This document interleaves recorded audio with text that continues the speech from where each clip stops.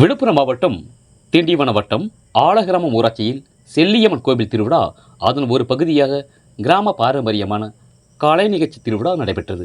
Rate news Tamil செய்திக்காக Villupuram மாவட்ட ஒளிப்பதிவாளர் செல்வம். செய்திகளை உடனுக்குடன் தெரிந்து கொள்ள ரேட் நியூஸ் தமிழ் சேனலை சப்ஸ்கிரைப் செய்யவும்.